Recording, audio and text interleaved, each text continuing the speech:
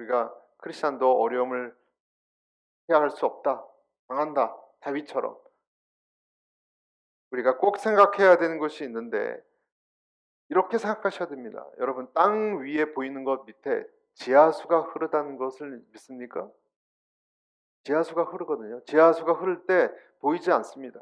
하지만 밑에 시냇물처럼 어떤 물의 흐름이 흐르고 있습니다.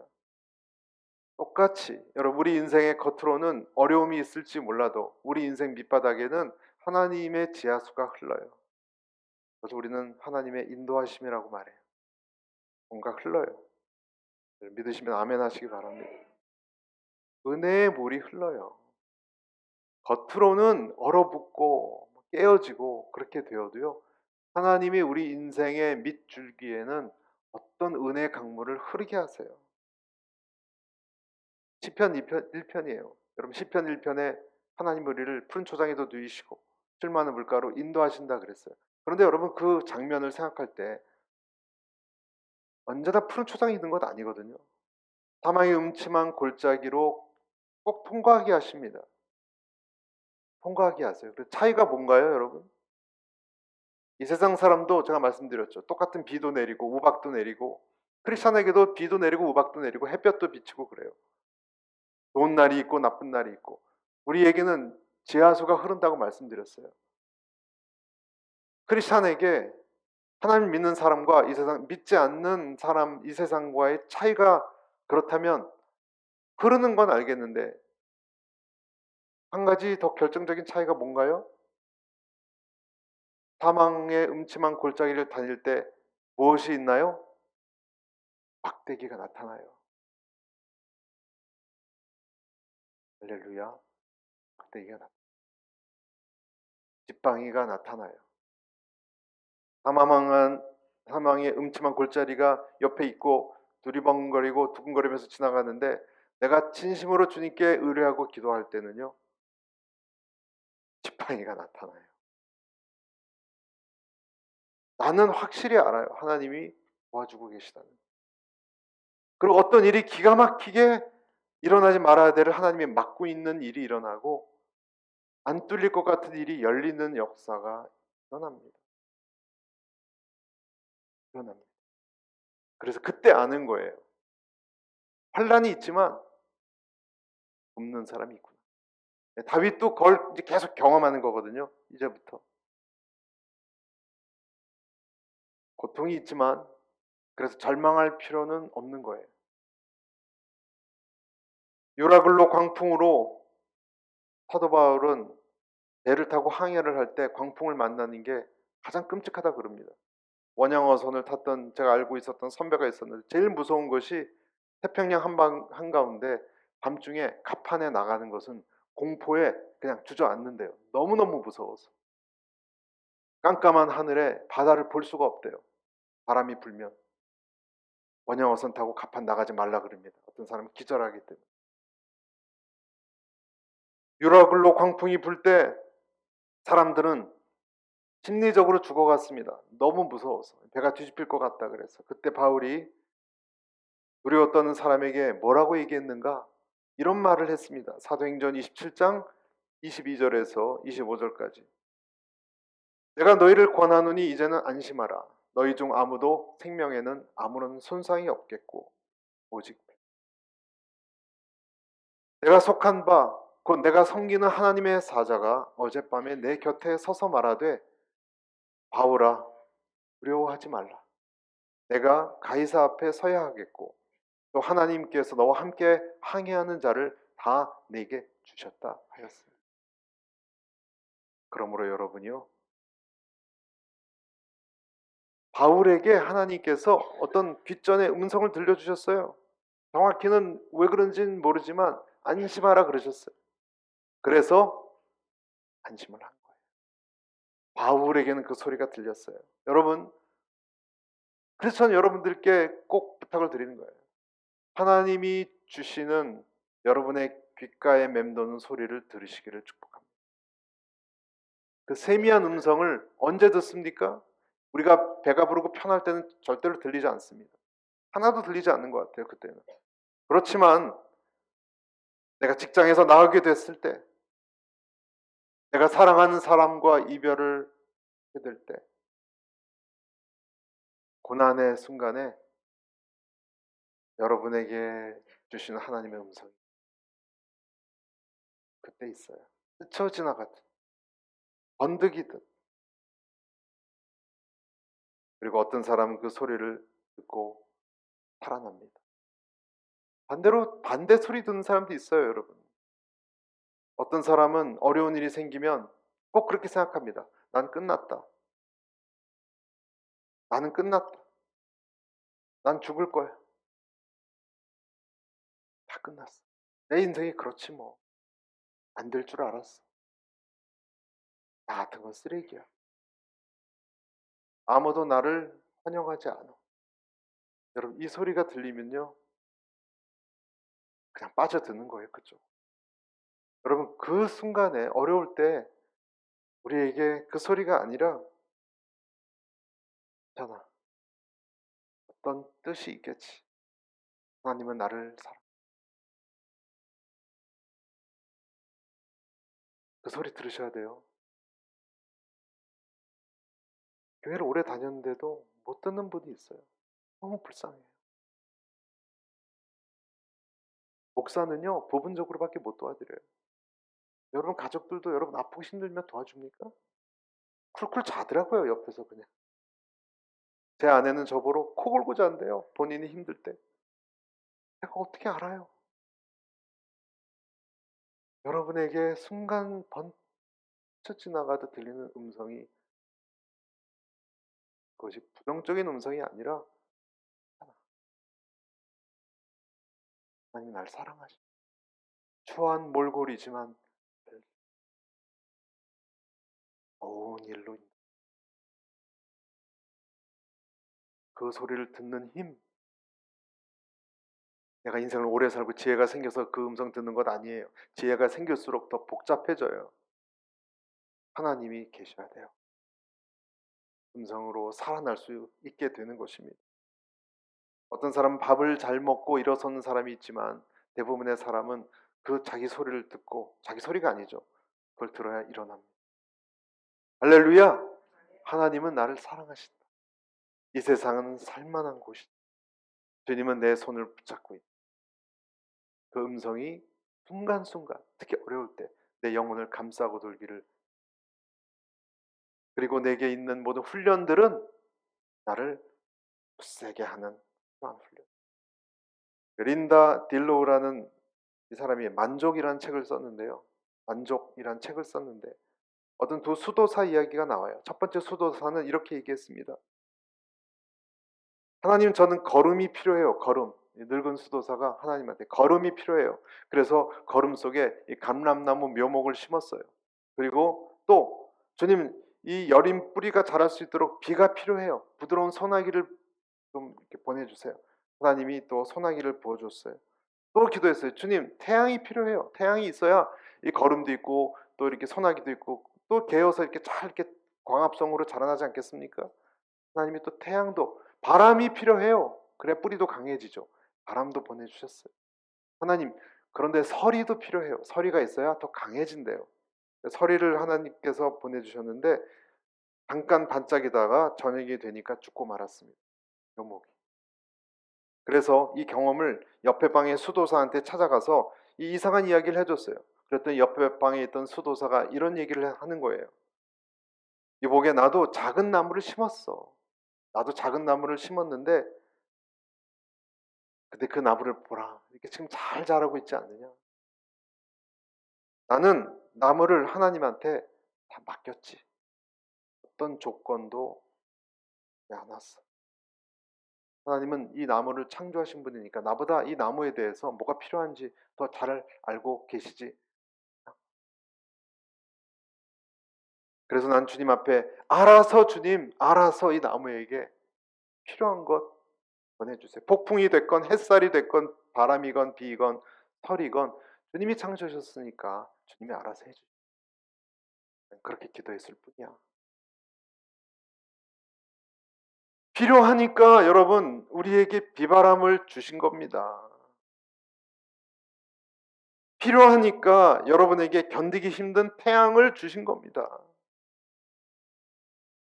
필요하니까 가뭄을, 필요하니까 그 상처를 그때 저와 여러분에게 주신 겁니다. 필요하니까. 하나님이 더 잘 아시니까. 사람이 한 것 같지만 여러분 그런 식으로 한번 생각을 바꿔보시지 않겠습니까? 안 바꾸면 어떻게 되는가? 계속 곪고 비관적이 되고 부정적이 되고 비판적이 되고 얼굴은 검해지고 마음은 누가 핥힌 것처럼 거칠어져요. 하지만 하나님이 필요하니까. 여러분 운동할 때 왜 웨이트를 왜 우리가 무거운 걸 들겠어요? 안 들어도 돼. 필요하니까. 근육이 커야 되니까. 영적에도 근육이 있어요. 영적 근육이라는 것이 있어요. 나는 상처받으면 안 된다고요? 그런 법이 어디 있습니까, 여러분? 우리가 뭔데 상처받으면 안 됩니까? 우리는 상처받을 수 있어요. 상처받으면서 내가 죄인인 걸 더 발견할 수 있기 때문에. 필요하니까 그 사람이 그때 거기서 나에게 그런 말을 했던 거예요. 필요하니까 다윗처럼 오해를 받은 거예요. 여러분, 다윗이 오해받은 왕이 되어야 수많은 오해받는 백성들을 다스릴 수 있는 자격이 있지 않겠습니까? 여러분, 한 번도 고난이나 어려움을 겪어보지 않은 리더는요, 생각이 이렇게 좁아요. 이해를 못해요, 도저히.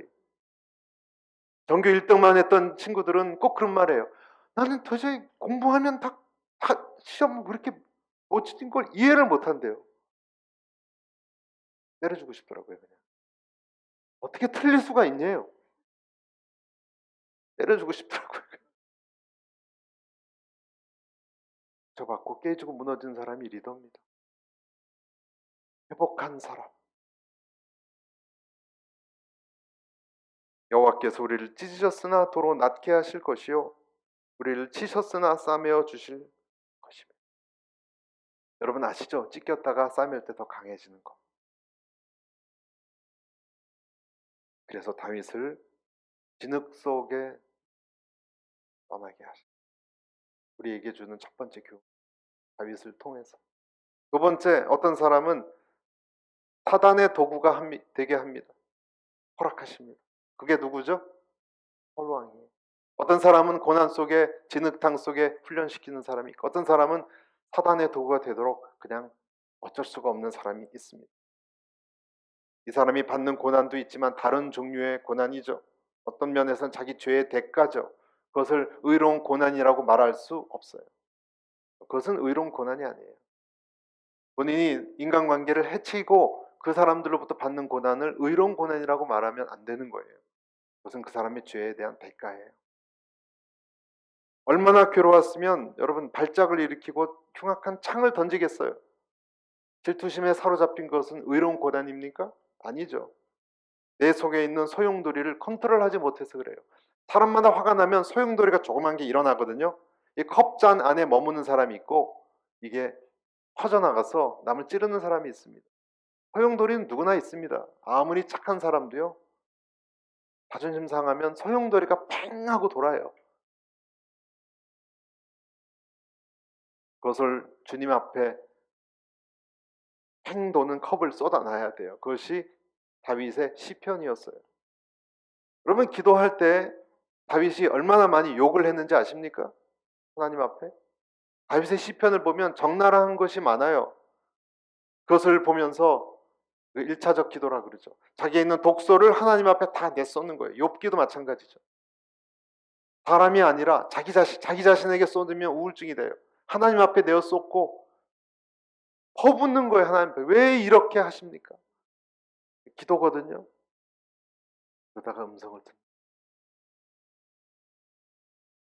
안으로 그것을 쏟으면 내가 망가지는 것이고 다른 사람에게 쏟으면 다른 사람에게 창을 던지는 것이고 하나님에게 쏟으면 하나님이 그것을 받으셔요.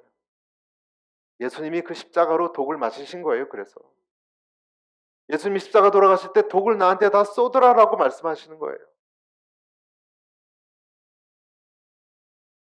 더 나아가서 사울은 도저히 참지 못해서 자기 아들한테 쏟았어요. 아들에게 하지 못할 말을 했어요. 30절입니다. 30절 뭐라고 되어 있습니까? 사울이 요나단에게 화를 내며 그에게 이르되 패역 무도한 계집의 소생아, 내가 이새의 아들을 택한 것이 내 수치와 내 어미의 벌거벗은 수치됨을 내가 어찌 알지 못하랴. 이런 말을 자식에게 했어요. 이때 아버지와 아들의 관계는 사실상 끊어진 거예요. 요나단의 어미는 아히노암이란 사람이었습니다. 그런데 그 여인을 악하고 방탕하고 나쁜 여자로 규정함으로 인해서 요나단의 자기 아들의 출생 자체를 거부해버린 거예요. 부정해버린 셈이 된 거예요. 원문에 따르면 이 말은 너 사악하고 반역적인 계집의 아들놈아, 이런 뜻입니다. 원문을 뜻. 이런 말을 할 수가 있을까? 여러분, 사울은 하지 말아야 될 말을, 그래서 그런지 그 딸 미갈도 과거에 보면 다윗을 어떻게 하라고 했을 때, 죽이라고 했을 때 몰래 가서 다윗을 피신시켰습니다. 딸 미갈도 아들 요나단도 아버지 사울로부터 멀어져 갔습니다. 여러분, 어떤 사람은 시간이 갈수록 자꾸 사람들이 피하는 사람이 있어요. 성숙하고 나이가 들면 사람들이 더 따뜻한 큰 나무 아래 새들이 모이듯 다가오는 사람이 있는가 하면, 어떤 사람은 점점점 외로워지고, 왜 외로워지는가? 옆에 가면 찬바람이 불어요. 여러분, 찬바람이 불지 않고 온풍이 부는 사람이 되시길 축복합니다. 찬바람 부는 사람 옆에 가면요, 1시간이 있을 수 있지만 그 다음에는 30분이 되고 10분이 되고 줄어드는 것 같습니다. 왜냐하면 내가 상처받을 것 같아. 잘못하면 말 잘못했다 큰일 날 것 같아. 왜 그런 일이 일어날까? 이런 사람을 가리켜서 우리는 흔한 말로 자기애적 인격 장애, 이런 말을 씁니다. 자기를 사랑하는 자기애적 인격 장애, personality disorder가 있는 거예요. 과도한 자기 사랑, 자기 도취, 또 자기에 대한 과대 평가, 이런 사람들의 특징은요, 나는 다른 사람들에 비해서, 한번 자기를 여러분 한번 점검해 보세요. 내 또 주변에 있는 사람을, 나는 다른 사람에 비해서 좀 스페셜하다고 생각해요. 표현은 안 하지만 속으로 나는 좀 다른 사람에 비해서는 특별한 존재고 대우를 받아야 된다는 생각이 있기 때문에 자연스럽게 거만한 행동을 합니다. 사람들이 나를 칭찬해 주기를 늘 바라고, 잘 대해주지 않으면 늘 무시당했다라고 분노를 느낍니다. 왜냐하면 다른 사람의 입장에서 생각하는 능력이 거의 없기 때문에. 자기애적 인격, 또 다른 말로 하면 소시오패스적인 면이 있다, 이렇게도 말합니다. 늘 사람과의 관계에서 자기 중심적이고 착취적입니다. 일방적입니다. 그러니까 어떻게 되겠어요? 당연히 사람들로부터 멀어지고 따돌림 당하기 쉽고 갈등을 일으키기 쉽습니다. 사울이죠, 딱. 그런데 사울을 보면 이것만 있는 것이 아니라 감정적으로 기복도 심했어요. 조울증 같은 것도 있었어요. 음악 치료도 해봤어요. 수금으로. 그때뿐이었습니다. 늘 불안했습니다. 옛날 기억나십니까? 사람들이 떠나가고 당신이 나한테 오지 않아서 내가 마음대로 하나님께 제사를 드렸다고. 불안증이에요. 불안증. 골리앗 앞에서 그렇게 무서워했고요. 사람들의 노랫소리가 너무 불안했어요. 다윗은 만만이고 나는 천천히다. 여러분, 이런 모습은 다윗에게만 있는 것입니까? 요즘 시대에 보면 더 고립이 돼서 그런지 사람들에게 조금씩 조금씩 다 있는 것 같아요. 자기애적 인격 장애가. 어려울 때 또 나타나는 것 같아요. 과거에 제 친한 친구가 한 명이 있었는데 같이 시험을 봤는데 그 친구 떨어졌거든요.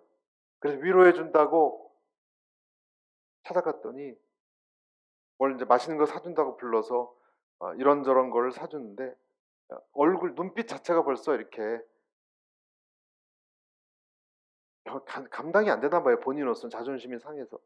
몇 달 후에 너무 늦게 찾아간 건지 하여간 눈빛이 공격적으로 변해 있어요. 눈빛이.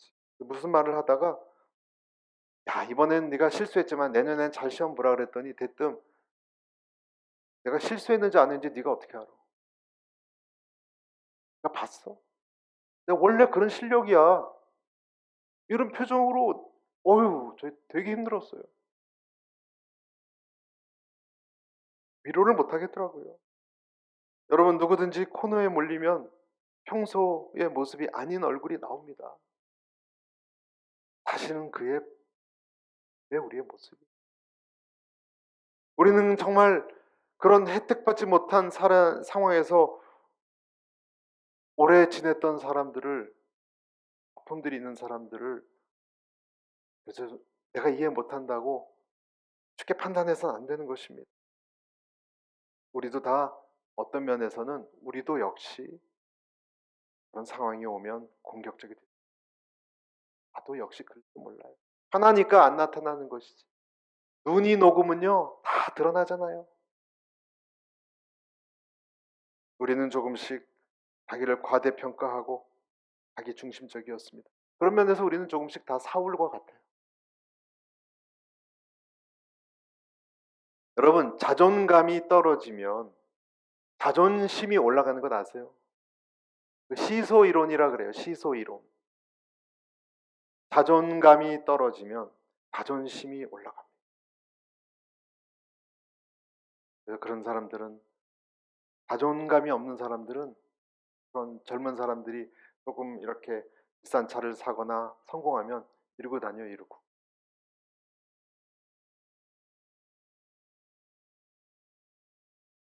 자존감이 없으니까 비싼 차 샀다는 거예요. 알아봐 달라는 거예요. 성문에 꼭 팔을 내밀고 다니죠 이러고. 비가 와도 내밀어요. 비가 와도. 안 알아봐 주나? 문도 탁 닫고 삐빅 그러고. 자존감이 내려가니 자존심이 올라. 어떻게 합니까? 그러면 사울 같은 사람은 창을 자기에게 던져야 돼요. 자기 내면의 철옹성 같은 자아에게 창을 던져야 돼요. 자기를 벽 같은 바윗돌 같은 것을 찌르고 틈을 내고 터뜨려야 돼요. 그리고 엎어진 자신을 가지고 주님께 나아가야 돼요. 자기 자신에게 창을 던져야 돼요. 이것을 우리는 회개라고 말합니다. 자기 자신에게 창을 던져서 샘물을 터뜨려야 돼요. 하나님께서 구하시는 제사는 상한 심령이라 하나님이여 상하고 통회하는 마음을 주께서 멸시하지 아니하시리라. 51편 17절 말씀입니다. 온 사막이었을 때 여러분 온 사막이었을 때 백성들 앞에서 모세가 바위를 터뜨렸어요. 그래서 목을 적셨던 기사가 출애굽기에 나오죠.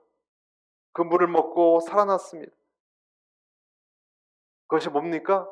바위가 깨져서 물이 나온 것은 예수님을 상징해요. 그래서 우리의 내 마음을 예수님께서 깨트려서 터져나오는 생명수를 내 아픔이지만 그 속에 우리가 주님께 기도하고 나를 산 제물로 드려야 살아나는 거예요. 어려워요. 하지만 성령께서는 하실 수 있어요. 그리고 그때 이런 기도를 드려야 되는 거예요. 주님, 나는 마음이 온유하고 겸손하신 주님, 나는 이기적이고 나는 오만하고 내가 특별하다는 착각 속에 살고 있습니다. 나를 불쌍히 여기십시오. 상처가 있는지 그런 착각 속에 살고 남을 힘들게 한 사람이 바로 납니다. 이게 죄입니다. 회개합니다. 도와주십시오. 창을 내 안으로 던집니다. 당신이 주인이지 내가 내 자신의 인생의 주인이 아닙니다. 할렐루야. 마지막 이 둘 사이에 낀 인물이 있어요. 세 번째 인물이 누구죠? 요나단이에요. 다윗을 사랑했고 그래서 지키려고 그렇게 애를 썼지만 요나단은요 육신의 자리를 떠나지 않았습니다. 요나단의 특징이에요. 요나단은 자기 아버지가 어그러진 인물이라는 것 알았어요. 그리고 이 나라도 큰일 났다라는 것을 알았어요. 이 왕조가 오래가지 않을 것 알았어요. 하지만 다윗과 함께 도망가지 않았습니다. 요나단은 자기의 자리를 지켰습니다. 아버지가 잘못된 줄 알았지만 아버지를 버릴 수가 사람이 요나단입니다. 여러분 이런 비슷한 상황에 놓여 있는 사람이 또 한 사람이 있어요. 신약에. 그가 누굴까요? 바울이에요.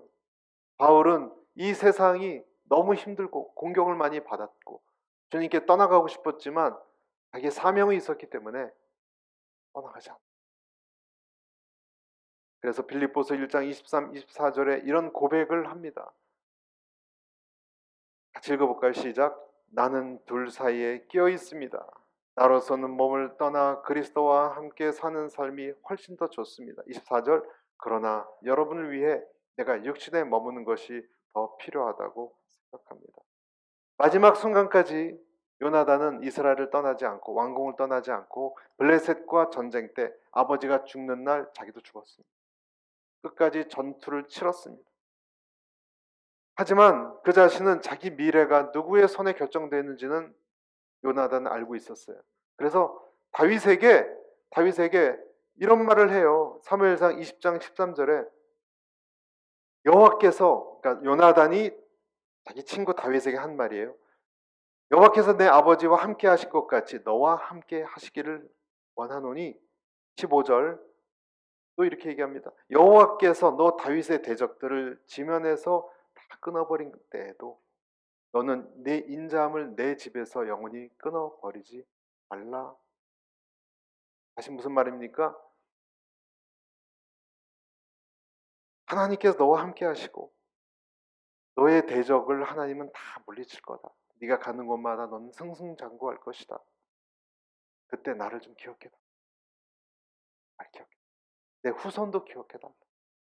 그래서 나중에 다윗이 그 요나단 아들을 하지 않았습니다. 나를 좋게 여기고 내 후손을 끊어버리지 말라. 그렇지만 하나님은 너를 도와주어서 너의 대적을 다 치실 것이다. 여러분 이런 예언을 어떻게 해요? 하나님의 영이 들어와서 대언을 한 거예요. 그러니까 요나단이.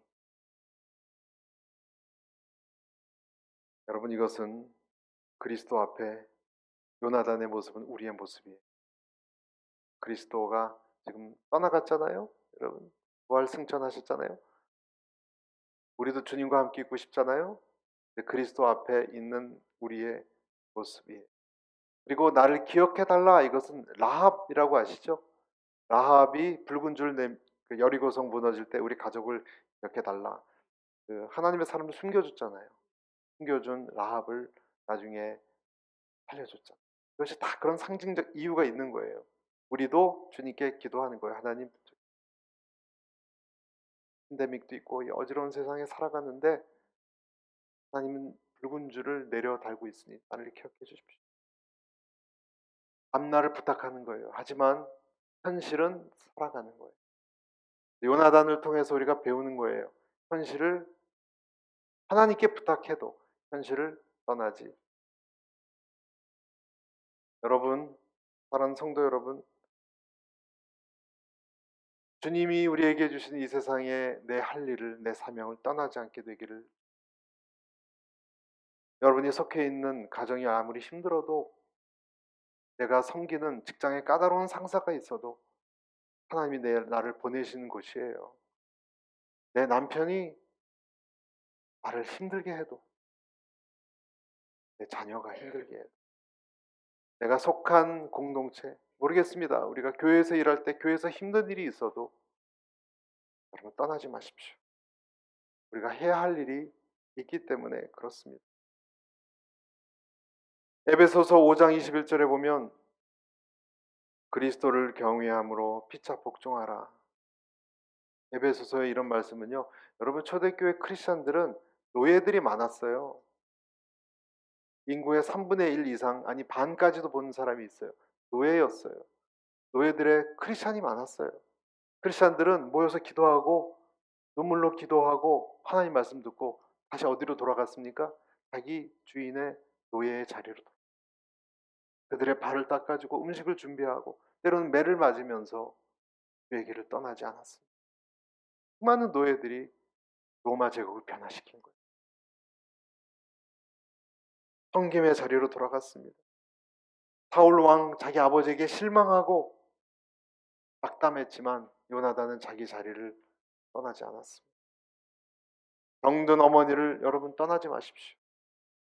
여러분이 중보해야 될 여러분의 친구와 여러분의 가족의 자리를, 돌봐야 될 친구의 자리를, 친척의 자리를 떠나지 마십시오. 이것이 빛과 소금이에요.